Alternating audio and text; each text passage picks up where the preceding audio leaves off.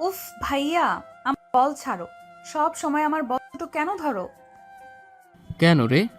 তোর বল ধরলে তোর এত লাগে কেন? লাগবে না কেন? বল দুটো তো আমার, তাই আমার লাগে। ছাড়ো বলছি আমার বল। ছাড়বো না। দেখি তুই কি করতে পারিস। ভাইয়া, আমার কিন্তু মাথা গরম হচ্ছে। আমি কিন্তু এখন চিৎকার করে মাকে ডাকবো। যাকে ইচ্ছে তাকে রাখ। বাড়িতে কেউ থাকলে তো আসবে। অয়ন ভাইয়া, আমার সাথে কিন্তু এবার অন্যায় হচ্ছে। তুমি সব জেনে বুঝে আমার সাথে এমনটা করতে পারো না। আমি সব করতে পারি। আর শোন, তোর এই দুটো বল আজ থেকে আমরা কাছে থাকবে। পারলে বল দুটো আমার থেকে নিয়ে দেখা। অয়ন কথাটা বলে শেষ করতেই বল দুটোকে নিয়ে খেলা করতে লাগলো। অধরা অয়নের দিকে এক দৃষ্টিতে রাগী চাহনিতে তাকিয়ে আছে। অধরা অয়নের দিকে এমন করে তাকিয়ে আছে যেন অয়নকে সে এক্ষুনি খেয়ে ফেলবে। অধরা নিজের বার্থডেতে এই স্পেশাল বল জোড়া গিফট পেয়েছে। এই গিফটের জিনিসের উপর পুরো সবসময় অয়নের নজর থাকে। অয়ন অধরার খালাতো বোন, আর অয়ন অধরার খালাতো ভাই। অয়ন আর অধরার বয়সও প্রায় সেম, তাই তো তাদের মাঝে এত লড়াই লেগে থাকে। আজও তার ভিন্ন কিছু হয়নি। আজও অয়ন অধরাদের বাড়িতে আসে। অয়ন অধরাদের বাড়িতে এসে দেখতে পায় অধরা বিছানায় বসে বসে ফোনে গেম খেলছে। অয়ন অধরাকে গেম খেলতে দেখে অধরার বল দুটো নিয়ে ফাজলামি করা শুরু করে দেয়। অধরা এটা দেখে বারবার অয়নকে অনুরোধ করে তাকে যেন সে তার বল জোড়া দিয়ে দেয়, কিন্তু অয়ন তো কারোর কোনো কথাই শুনে না। অয়ন নিজের মতো করে অধরাকে বোঝাতে থাকে যে অয়নের কাছে যেই জিনিস একবার চলে আসে সেটা অয়ন আর কখনো ছাড়ে না। অধরাও হার মানে না। অয়নের থেকে নিজের বল জোড়া ছিনিয়ে নেওয়ার সর্বোচ্চ চেষ্টাটুকু অধরা করতে থাকে। অধরা আর অয়ন ঘরের এদিক ওদিক ছোটাছুটি করছে। এমন সময় আচমকা অধরা পা ফসকে দুম করে পড়ে যেতে নিল। অধরা পড়ে যেতে নিতেই অয়ন দৌড়ে অধরার কাছে এসে অধরার কোমর ধরে ফেলে। তবে অপ্রত্যাশিতভাবে অধরাকে সে ধরে রাখতে পারেনি। অধরাকে নিয়েই অয়ন ফ্লোরে পড়ে যায়। অয়ন ফ্লোরের উপর পড়ে যায়, আর অধরা অয়নের উপর। অয়ন ফ্লোরে পড়ে অধরার দিকে তাকিয়ে আছে, আর অধরা অয়নের বুকের উপর পড়ে অয়নের চোখের দিকে তাকিয়ে আছে। এক অদ্ভুত থমথমে নীরবতা বয়ে চলেছে তাদের মাঝে। এই যেন ঝড় ওঠার পূর্বাভাস। বেশ কিছু সময় তারা একে অপরের দিকে তাকিয়ে থাকার পর অধরা সকল নীরবতা ভেঙে অয়নকে উদ্দেশ্য করে মৃদু কণ্ঠে বলে উঠল, অয়ন ভাইয়া, আমাকে ছাড়ুন। তোকে ছাড়বো কি করে? আমি তো তোকে ধরে নিই। আপনি আমাকে ধরে না থাকলে আমার কোমর কে জড়িয়ে আছে? অধরার কথাটা কানে আসতেই অয়ন নিজের হাতের দিকে তাকালো। সত্যিই তো, অয়নের হাত ছোড়া অধরার কোমরের উপর আছে। অয়ন নিজের হাতটা অধরার কোমরের উপর থেকে সরিয়ে নিতেই অধরা হাঁক চুকিয়ে অয়নের উপর থেকে উঠে পড়তে নিল। অয়ন অধরার দিকে সে এক দৃষ্টিতেই তাকিয়ে আছে। মনে হচ্ছে অয়ন অধরাকে নিয়ে কোনো এক ঘোরের মাঝে হারিয়ে গেছে। অয়ন এমন করে হারিয়ে যাওয়াটা অধরার কাছে মোটেও বোধগম্য হচ্ছে না। অধরা বুঝে উঠতে পারছে না অয়ন তার দিকে এমন করে হাঁ করে তাকিয়ে কেন আছে। অধরা অয়নকে উদ্দেশ্য করে প্রশ্ন করতেই অয়নের ঘোর কাটল। অধরা অয়নকে উদ্দেশ্য করে জিজ্ঞেস করলো, ভাইয়া, তুমি আমার দিকে এমন করে তাকিয়ে আছো কেন? কিছু কি হয়েছে? কোথায়? না, কিছু হয়নি তো। আমি তো তোর দিকে এমনিতেই তাকিয়ে আছি। আমার দিকে এমনিতেই তাকিয়ে আছো কেন? আমি তো তোমার কথার কোনো মানেই বুঝতে পারছি না ভাইয়া। তোকে এত মানে কেন বুঝতে হবে? একটু চুপ থাকতে পারিস না? আমার উপর যে পড়েছিস দেখ, আমার কোমরটা পুরো গেছে। তাতে আমার কি দোষ? তুমি নিজেই তো আমার সাথে যুদ্ধ বাঁধিয়ে দিয়েছো। এখন তার পরিণামটা তো ভোগ করো। পরিণাম? আমি এটা ভোগ করব? তুই কোনো কিছু ভোগ করবি না। আমি কেন পরিণাম ভোগ করতে যাব? অপরাধ তুমি করেছো। আর এই দেখো, আমার বল আমার কাছেই নিয়ে এসেছি। এখন দেখো কেমন লাগে। তবে রে, দাঁড়া। আজ তোকে তো আজ আমি দেখে নিব। কচু দেখবে, পারলে আমাকে ধরে তো দেখো। অধরা কথাটা বলে শেষ করতেই আবারও দৌড় দিল। অয়ন ফ্লোর থেকে উঠে পড়ে অধরার পেছন পেছন ছুটল। অয়ন অনেক আগে থেকে অধরার প্রতি দুর্বল। অয়ন অধরার প্রতি এতটা দুর্বল কেন সেটা অয়ন নিজেও জানে না। অধরার প্রতি অয়নের এক অদ্ভুত টান। মনে হয় অধরাকে ছাড়া যেন অয়ন অপূর্ণ। অয়ন কোনো মেয়ের সাথে কথা বলে না, আর না অন্য কোনো মেয়ের প্রতি অয়ন দুর্বল। অয়নের চোখে একমাত্র অধরা ছাড়া আর কাউকে অয়নের পছন্দ হয় না। অধরার ক্ষেত্রেও ঠিক তাই। অধরা কখনো অন্য কারোর সাথে এতটা ফ্রি হয়ে কথা বলতে পারে না।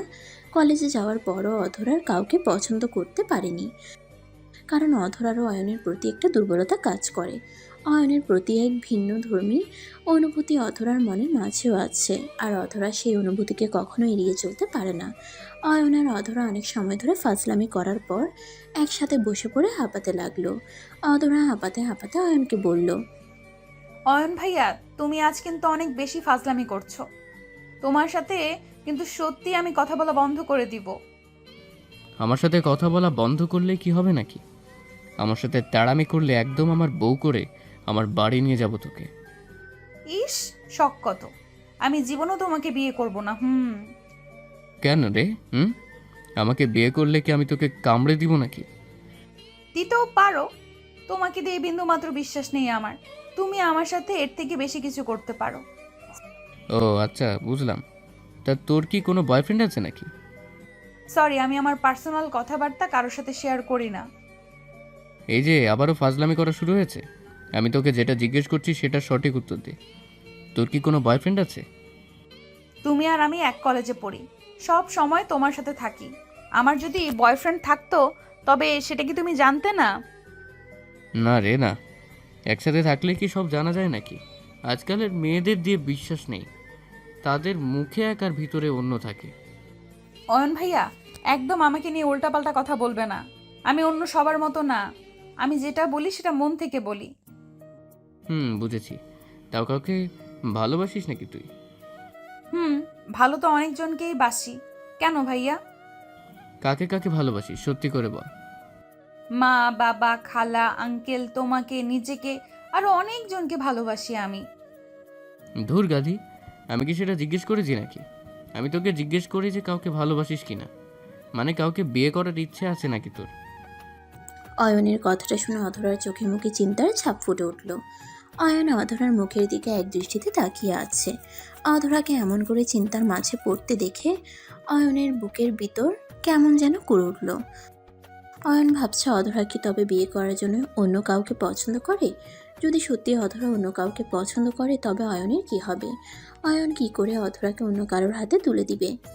অধরা অয়নের কাছে শখের পাখির মতো। একটা শখের পাখি যখন নিজের কাছ থেকে চলে যায় তখন কতটা কষ্ট লাগে সেটা একমাত্র একজন পাখি ছাড়া মানুষ ভালো বলতে পারবে।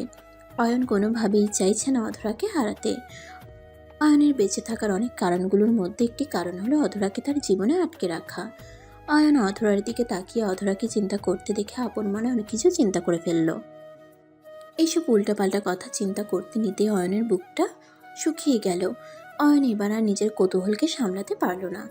অয়ন অধরাকে উদ্দেশ্য করে ঝাড়ি দিয়ে বলল, এই কি সেই তখন থেকে চিন্তা করে চলেছিস? এমন করে চিন্তায় পড়ে থাকলে কি করে হবে? আরে বাবা, আমাকে একটু চিন্তা ভাবনা করে বলতে হবে তো। এটা আমার লাইফের একটা গুরুত্বপূর্ণ সিদ্ধান্ত। এটাকে তো আর আমি হুটহাট করে বলতে পারি না, বলো। সেটা তো বুঝলাম, কিন্তু তুই নিজে একটা কথা চিন্তা করে দেখ। তোর এমন ভাবনা দেখে আমার মনটা শুকিয়ে গেছে। আমারও তো চিন্তা হচ্ছে নাকি? বিয়ে আমার আমার বিয়ে নিয়ে তোমার এত চিন্তা কিসের? আমি তো সেটাই বুঝতে পারছি না। উফ, তুই না অনেক বেশি কথা বলিস। এত পাকামো না করে আমাকে একটু বল দেখি, কাকে বিয়ে করার কথা চিন্তা করছিস তুই? অয়নের কথাটা শুনে অধরা আবারও নিজের সেই চিন্তা ভাবনার মাঝে মন দিল। অধরা কয়েক মিনিট চিন্তা করার পর অয়নকে বলল, ভাইয়া, পেয়েছি আমি। আমি যাকে ভালোবাসি তাকে আমি খুঁজে পেয়েছি। উফ, আমার এবার শান্তি লাগছে খুব। অধরা নিজের কথাটা এমন করে বলে উঠেছে যে অয়ন নিজেই অধরার কণ্ঠস্বর শুনে ভয় পেয়ে গেছে। অয়নের হাতে একটা খাতা ছিল। অয়ন নিজের হাতে থাকা খাতাটা দিয়ে অধরার মাথায় একটা কাট্টা মেরে অয়নকে বলল, এই পাগলি, এমন করে কেউ চিৎকার করে?